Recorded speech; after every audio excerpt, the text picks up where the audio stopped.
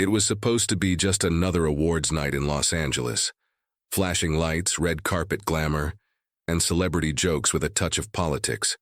Nothing out of the ordinary. But everything changed when Karoline Leavitt walked in. She wore a sleek dark green dress and her usual silver necklace. As she passed photographers and reporters, the atmosphere noticeably shifted. This wasn't just about fashion anymore. Karoline wasn't just any celebrity. She was the writer and director of last year's biggest documentary, a film that stirred deep debate across the country. It covered government surveillance in schools and painted a troubling picture of privacy being slowly stripped away from students. Some saw her as a whistleblower, others called her paranoid. Regardless, she became a symbol of resistance against unchecked government power. Since then, she had stayed out of the public eye. No interviews, no social media updates, just silence. So her appearance tonight caught everyone off guard. Rumors spread quickly. Was she working on a sequel? Was she going to speak publicly again? Paparazzi shouted questions, but she gave no answers. Her expression remained calm and focused as she walked through the crowd. Inside the theater, things went on as planned. Comedians cracked jokes, actors gave emotional speeches, and trophies were handed out. Then, halfway through the night, the spotlight turned back to Karoline. Presenting an award, she took the stage with steady steps. As the applause died down, she began to speak, not just about the nominees, but about something deeper. She talked about freedom, what it means, how it's lost, and why it matters more than ever. Her speech wasn't loud or dramatic. It was thoughtful and clear, with each word carefully chosen. The room went quiet. For a few minutes, it didn't feel like an awards show. It felt like something else entirely, something serious. By the time she walked off stage, Twitter was already exploding. Some praised her courage, others criticized her for hijacking the night. But everyone agreed on one thing. Karoline Leavitt had returned, and she had something to say. Backstage, journalists scrambled to update headlines.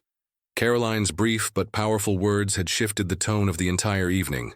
Her message about freedom and surveillance struck a nerve, especially in an industry often accused of turning a blind eye to such issues.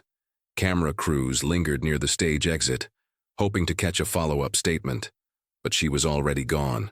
Social media was on fire. Hashtags with her name began trending. Clips of her speech circulated rapidly, drawing millions of views within hours. Commentators and influencers weighed in, some praising her for using her platform responsibly, others accusing her of grandstanding. But beyond the online noise, a deeper discussion was brewing. Was she hinting at a new investigation, a new film, or was it just a one-time statement?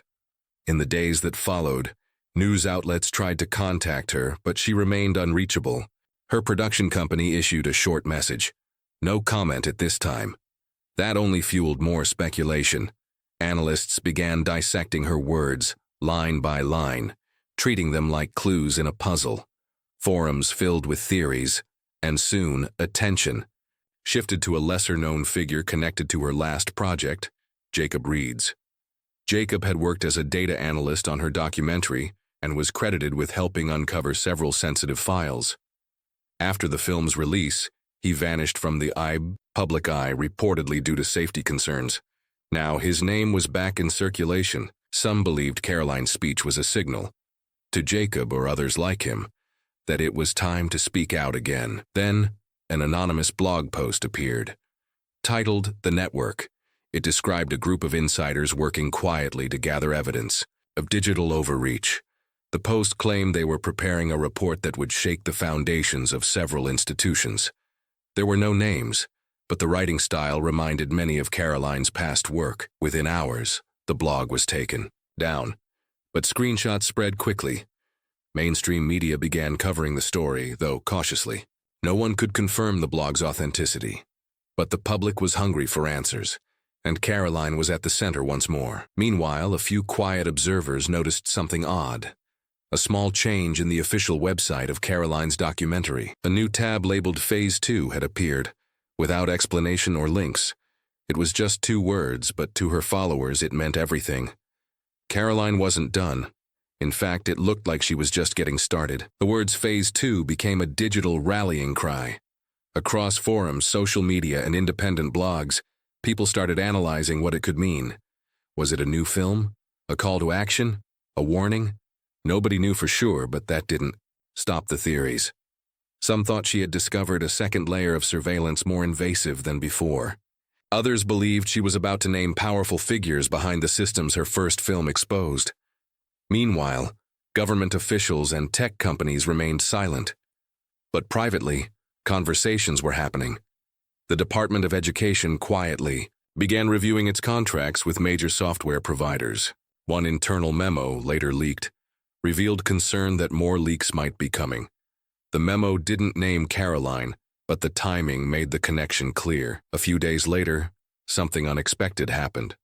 A high-ranking executive from one of the largest education software firms resigned without explanation. His departure triggered a chain reaction.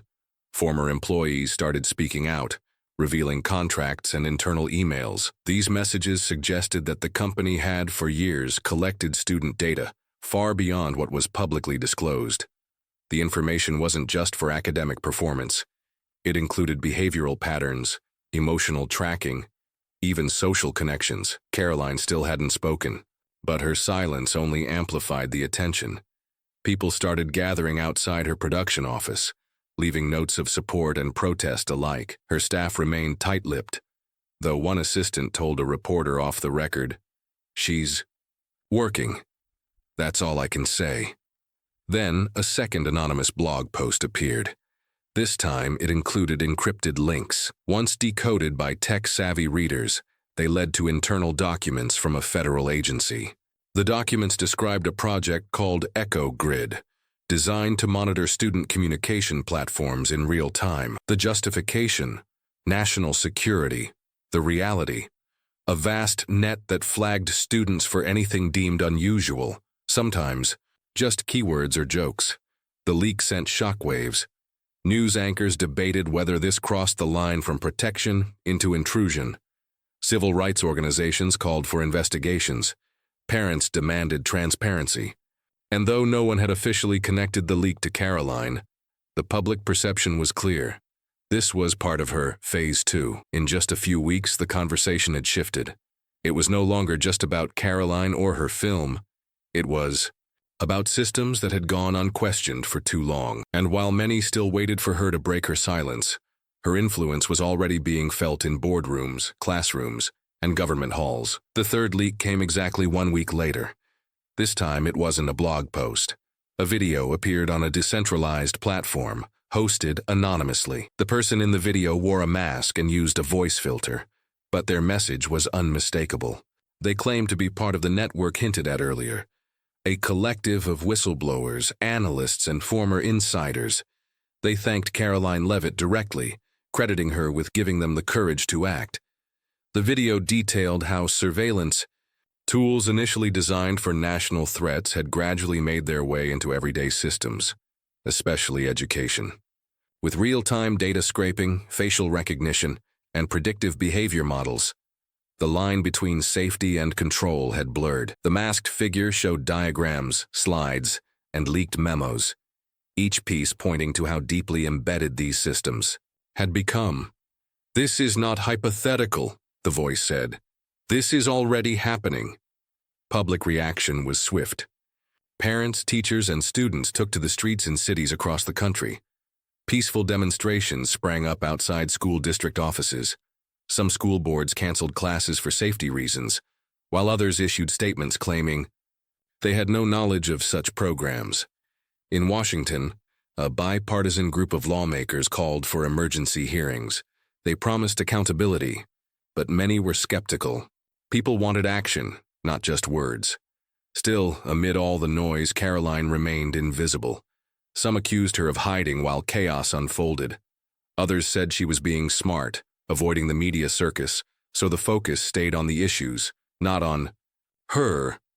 A journalist from a major newspaper managed to speak briefly with one of her former collaborators, who said simply, "She's watching. She knows exactly what she's doing." In the meantime, mainstream news outlets that had once dismissed her as extreme began softening their tone. Editorials questioned why no one had noticed this creeping surveillance earlier. A major anchor even apologized on air for previously calling her work sensationalist. The narrative was changing. Then came the discovery that EchoGrid wasn't the only project. Through another set of leaked documents, new names surfaced. Silent, Ledger, Beacon Path, Glasswing. Each appeared to be a part of a larger framework. Each focused on different groups: students, employees, travelers. The scope was far bigger than anyone had imagined. With public pressure mounting and more data coming out, the question was no longer whether Karoline Leavitt's warnings were valid. It was how long the institutions involved could keep operating under the radar, and how far she was willing to go to expose them all. As more names of secret programs were revealed, investigators, journalists, and citizen researchers began working around the clock. Every day brought a new leak, a fresh set of documents, or another whistleblower speaking out anonymously. The scale of surveillance now exposed was staggering. It was no longer just about schools. It involved workplaces, airports, and even public libraries. Quietly, a pattern was emerging. These tools had been normalized under the promise of convenience and security, but few had questioned what they were giving up in return. Karoline Leavitt's documentary had started this wave, but now it had outgrown her. It wasn't just her fight anymore. It had become a national reckoning. Yet people still waited for her to reappear. Her silence felt deliberate, almost strategic. Supporters speculated that she was preparing something massive. Skeptics claimed she had nothing left to say and was riding the wave she'd created. But deep down, most believed she was working behind the scenes. Suddenly, a closed-door congressional session was announced. It was described as an emergency briefing involving multiple intelligence agencies. No details were given to the public. But soon after, several members of Congress began issuing vague statements about unacceptable breaches of civil liberties and a need for digital transparency. One even hinted that classified contracts with tech firms were being reviewed for violations of constitutional rights. It was a rare moment of unity in Washington, D.C., where both sides of the aisle appeared shaken. Still, the public demanded more. In response, an independent inquiry was formed, led by retired judges and legal scholars, tasked with examining the full extent of surveillance in civilian life. The inquiry opened a tip line for whistleblowers. Within hours, it received thousands of submissions. Meanwhile, tech giants were forced to respond. Pressured by shareholders and public outrage, several issued carefully worded statements denying wrongdoing. One CEO went further, stating in an interview, "We only provide tools. How they're used is not our responsibility." The backlash was immediate. The statement was seen as a deflection, and protests erupted outside the company's headquarters. Then came a quiet, unexpected move from Karoline's team. A digital file titled Echoes appeared on her official website. It was heavily encrypted, requiring a passcode. No instructions, no press release, just the file. Online communities scrambled to figure it out, working day and night. Finally, after nearly a week, the code was cracked. What they found inside was bigger than anyone expected. It wasn't just evidence. It was a roadmap. The decrypted file titled Echoes contained thousands of internal memos, contracts, and schematics. More than that, it mapped out the structure of the entire surveillance framework, how data flowed, who collected it, and which agencies or companies processed it. Everything was laid out with timestamps, locations, and names. It wasn't just a leak. It was a blueprint of how digital oversight had been silently woven into the fabric of daily life. What shocked many was how deep the cooperation ran. Private. Companies had shared user data with government agencies without informing the public. In return, they received lucrative contracts, access to federal tools, and influence over policymaking. Schools, airports, corporate offices, even local libraries had installed software that tracked more than just usage. It monitored behaviors, flagged speech patterns, and profiled individuals in real time. The documents showed how these systems learned over time, using artificial intelligence to build personality models and predict behavior. One file revealed that students were sometimes flagged as potential threats based on nothing more than the tone of their emails or participation in group chats. Many had no idea such systems even existed. Public outrage exploded. A new wave of protests erupted across the country, larger and louder than before. Lawsuits were filed against school districts, tech companies, and federal agencies. Civil rights groups formed coalitions, demanding immediate shutdowns of all flagged programs and full transparency from anyone involved. Congress, now under intense pressure, scheduled open hearings. Witnesses were called, some willingly, others under subpoena. Executives, government officials, and even former consultants took the stand. As testimony poured in, Karoline's name was mentioned repeatedly. Some framed her as a disruptor, others credited her with forcing long-overdue conversations. But still she remained absent from the public stage. Journalists asked why she hadn't appeared, especially now that the truth was out. Rumors flew. Was she in hiding? Had she been silenced? But late one evening, without warning, a live stream appeared on her website. No introduction, no background music, just Karoline sitting, alone, looking directly into the camera. She spoke plainly. She explained that Echoes wasn't just about exposure. It was about giving people the power to ask better questions and demand better systems. We didn't lose our privacy all at once, she said. We gave it up piece by piece, without realizing what it would cost. Her message was clear. This wasn't the end of something. It was the beginning of what came next. Karoline's live stream lasted just under 10 minutes. There were no dramatic pauses, no flashy visuals, just a calm, direct message. She outlined what she called the 3 pillars of reclaiming autonomy: transparency, consent, and accountability. Each, she explained, had been eroded over time, not by force but by convenience. Systems had become too complex to question, and silence had become the default. She then announced the formation of an open-source platform called Clearline. It would allow users to audit what data was being collected on them in real time by schools, employers, even their own devices. It was designed to be collaborative, with coders, lawyers, educators, and citizens all contributing to improve and expand it. The platform would be decentralized, secure, and open to all. Within hours of the announcement, Clearline servers began receiving traffic from around the world. Volunteers translated the site into dozens of languages. Tech communities embraced it, and ethical hackers joined to test its strength and offer improvements. Karoline had not only exposed a system, she had proposed an alternative. Meanwhile, institutions scrambled. Several school districts announced a pause on digital monitoring programs. A few companies pulled their education-based products from the market, citing a need for review. Congressional hearings intensified, and a special committee was formed to evaluate past surveillance contracts. Legal experts called it the largest civil oversight review in decades.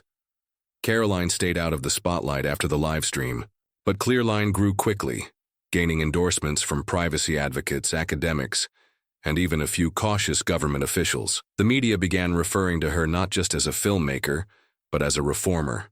Some schools even piloted Clearline as a transparency tool, allowing parents and students to see what data was being collected and for what purpose. But not everyone welcomed the change. Certain tech companies pushed back, claiming the public was overreacting. One executive dismissed Karoline's efforts as idealistic disruption. But the sentiment didn't hold. Public opinion had shifted too far.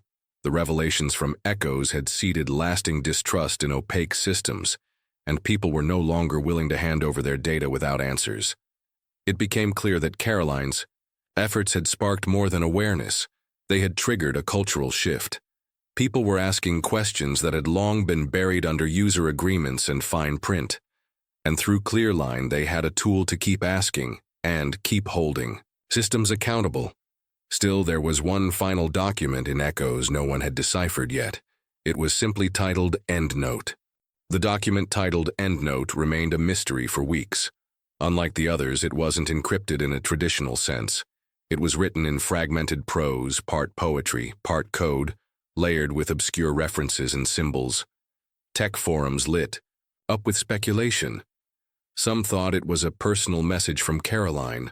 Others believed it contained instructions for something yet to come. Eventually, a group of cybersecurity students decoded the final lines. EndNote wasn't just a message. It was a challenge. It invited readers to rethink the systems they interacted with daily. Not just digital networks, but social, legal, and educational structures. It didn't offer direct answers. Instead, it posed a question. What will you build when the illusion of safety is gone? The file closed with coordinates, latitude and longitude pointing to a public park in Los Angeles. On the date listed, a crowd gathered there, unsure what to expect. What they found was simple: a bench with a plaque. It read, "To those who asked why and kept asking. No speeches, no cameras, no one claiming responsibility." It was a quiet gesture, but for many, it symbolized something bigger. A reminder that change doesn't always come loudly. The ripples from Karoline Leavitt's work continued. New legislation was introduced to restrict data collection in schools and workplaces. Whistleblower protections were expanded. Courses on digital ethics became part of standard curricula in several universities. The Clearline platform was adopted internationally, becoming a case study in responsible transparency. Karoline, however, largely disappeared from public view. Occasionally, she was seen at events related to digital rights, often sitting quietly in the back, listening rather than speaking. Those who encountered her described her as thoughtful, reserved, and focused. She didn't seem interested in fame or recognition, only in the work. Over time, the story of her film, The Leaks, and Clearline became part of modern history. Documentaries were made, books were written, and academic papers dissected her impact. But perhaps her greatest legacy wasn't any single action. It was the shift in public awareness she helped ignite. People had begun to ask harder questions, not just of their institutions, but of themselves. They became more cautious about what they shared, more curious about how things worked. And in that quiet shift, Karoline's mission endured. The final lines of EndNote echoed across forums and classrooms. What matters is not the exposure of the system, but the refusal to accept it as unchangeable. Watch carefully, speak clearly, build wisely.